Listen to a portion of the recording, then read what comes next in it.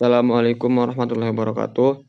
Perkenalkan, nama saya Abdul Aziz Jiwanul Hakim dari Prodi Teknik Mesin 19A, salah satu mahasiswa Universitas Saputra semester 5. Saya di sini akan menjelaskan kembali pemahaman saya tentang pengertian dari aktuator, fungsi dari aktuator, aktuator elektrik, dan aktuator pneumatik. Nah, untuk aktuator sendiri, artinya aktuator ini yaitu penggerak. Nah, dalam pengertian elektronika ataupun alat elektromagnetik yang merubah sinyal listrik menjadi gerak mekanis untuk mengontrol sistem ataupun mekanisme. Itu merupakan pengertian dari aktuator. Nah, sedangkan dalam sistem kendali industri untuk aktuator ini adalah peralatan piranti yang mengubah sinyal perintah kontroler ke dalam parameter fisik, biasanya mekanik seperti perubahan posisi ataupun perubahan kecepatan. Itu dalam sistem kendali di industri. Terus untuk fungsi dari aktuator ini sendiri, pada sistem pengendalian aktuator berfungsi untuk menguatkan sinyal kontrol yang berasal dari kontroler menjadi sinyal baru dengan daya yang besar yang sesuai dengan gaya yang dibutuhkan. Itu merupakan fungsi dari aktuator. Yang selanjutnya saya akan menjelaskan tentang aktuator elektrik. Jadi untuk aktuator elektrik ini yaitu merupakan aktuator yang mempunyai prinsip kerja merubah sinyal elektrik menjadi gerak mekanik. Terus untuk aktuator jenis aktuator linear ini, aktuator elektrik ini yaitu termasuk peralatan linear ataupun output bergeser secara linear. Jadi ada juga pada aktuator elektrik ini jenis-jenis dari aktuator elektrik. Nah, untuk jenis dari aktuator elektrik ini, yang pertama ada solenoid, terus motor stepper, terus motor DC, motor induksi, terus ada motor servo, motor sinkron, motor AC, dan relay. Nah, untuk jenis-jenis aktuator elektrik saya akan menjelaskan satu persatu. Yang pertama ada solenoid. Nah, untuk solenoid ini adalah katup yang dikendalikan dengan arus listrik balik AC. Jadi solenoid ini adalah katup yang dikendalikan dengan arus balik AC maupun melalui kumparan solenoida. Itu merupakan pengertian dari solenoid. Terus yang kedua itu ada tadi motor stepper. Nah, untuk motor stepper ini sendiri yaitu motor yang bergerak berdasarkan urutan-urutan pulsa yang diberikan. Jadi di dalam motor stepper ini di dalamnya ada perangkat elektromekanis yang bekerja dengan mengubah elektronis menjadi gerak mekanis diskrit. Nah, itu merupakan dari pengertian motor stepper. Nah, untuk yang ketiga selain motor stepper ada juga motor DC atau motor DC. Nah, untuk motor DC sendiri merupakan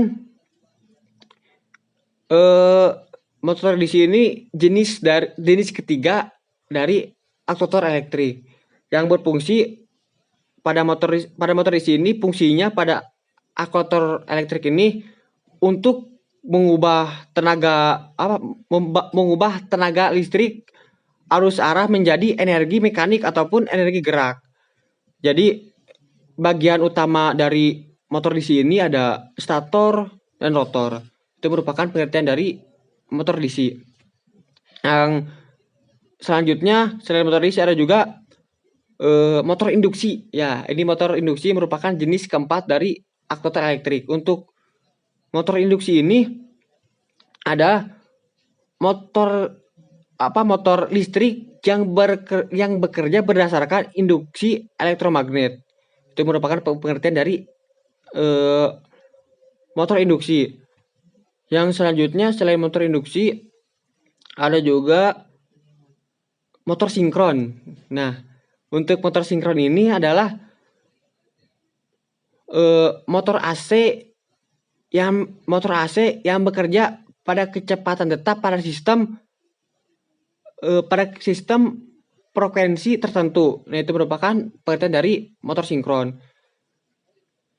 Yang selanjutnya ada juga motor servo. Nah, untuk motor servo ini sendiri adalah sebuah perangkat lunak ataupun aktuator putar yang dirancang dengan sistem kontrol umpan balik loop ataupun umpan balik servo. Jadi untuk motor servo ini adalah sebuah perangkat ataupun aktuator yang dirancang dengan sistem kontrol umpan balik loop ataupun servo. Nah, itu merupakan pengertian dari motor servo. Terus yang selanjutnya ada dari jenis aktuator elektrik ini ada motor AC. Nah, untuk motor AC ini yaitu sebuah motor yang mengubah energi listrik menjadi energi gerak. Itu merupakan pengertian dari motor AC. Yang selanjutnya ada relay. Nah, untuk relay ini merupakan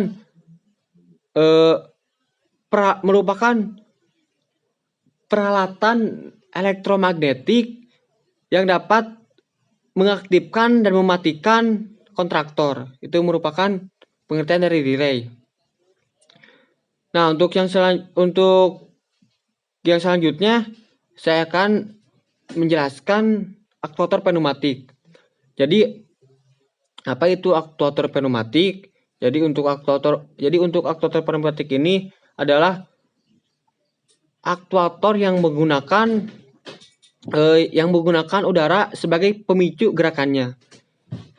Jadi untuk sifat dari aktuator pneumatik ini untuk sifatnya itu sukar dikendalikan tetapi memiliki respon yang sangat cepat. Sedangkan untuk prinsip kerja dari aktuator pneumatik ini yaitu untuk prinsip kerjanya menggunakan volume perbedaan udara yang ditekan ataupun dimanfaatkan untuk membangkitkan tekanan dan piston. Untuk membangkitkan tekanan pada piston, nah itu merupakan prinsip kerja dari aktuator pneumatik. Nah, pada aktuator pneumatik ini ada juga jenis-jenis pada aktuator pneumatik. Untuk jenis-jenis pada aktuator pneumatik ini, yang pertama ada single acting cylinder, terus double acting cylinder, terus yang ketiganya ada cylinder without piston rod, terus yang keempatnya ada air motor, terus ada multiple position cylinder. Nah, saya akan menjelaskan satu-satu. Yang pertama ada single acting cylinder. Untuk single acting cylinder ini bisa juga disebut dengan silinder kerja tunggal, yaitu untuk silinder kerja tunggal ini merupakan jenis aktuator yang banyak digunakan ataupun pada umumnya sering digunakan karena pada dasarnya penggunaan single acting cylinder ini cukup mudah untuk diterapkan, dan selain cukup mudah untuk diterapkan, untuk single acting cylinder ini lebih banyak kebutuhannya. Itu merupakan pengertian dari single acting cylinder pada aktuator pneumatik. Terus yang kedua ada double acting cylinder. Untuk double acting cylinder ini biasa disebut ataupun sering disebut dengan silinder kerja ganda. Nah, untuk silinder kerja ganda ini merupakan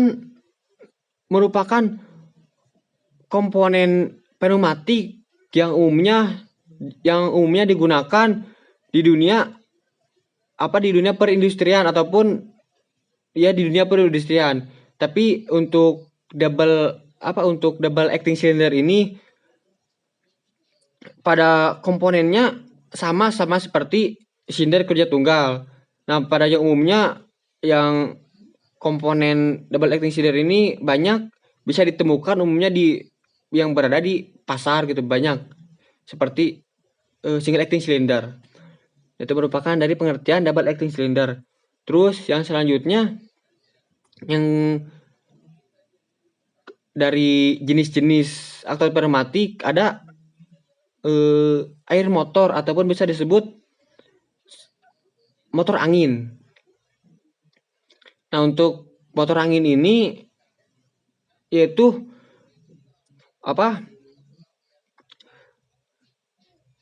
merupakan aktuator pada pneumatik yang bergerak berputar. Beda halnya dengan aktuator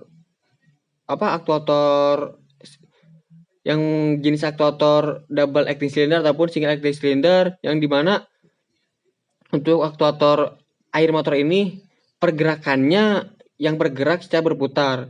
Jadi dari jenis aktuator lainnya bergerak secara vertikal ataupun bergerak dengan horizontal. Nah, itu merupakan pengertian dari air motor. Terus yang terakhir adalah ada pengertian dari multiple position cylinder double acting. Nah, untuk pengertian dari yang terakhir ini yaitu silinder dengan kerja silinder double merupakan perkembangan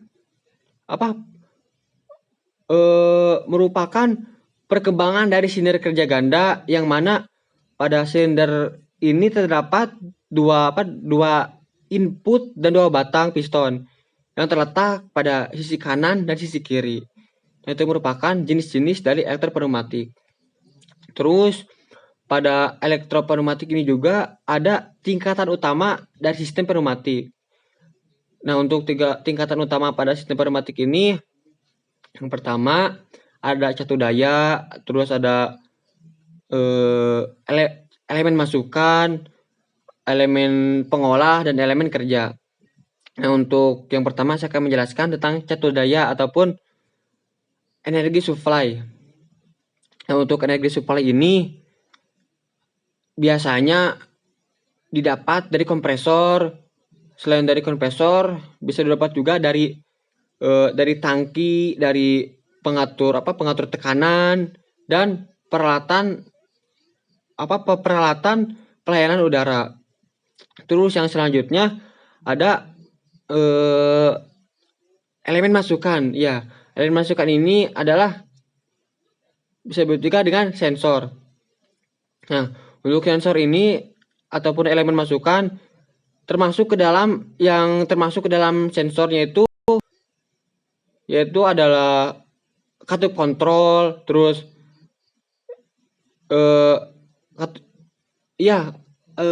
katup kontrol arah, yaitu pada elemen masukan sensor ini yaitu katup arah, terus katup batas, terus ada tombol, dan yang terakhir yaitu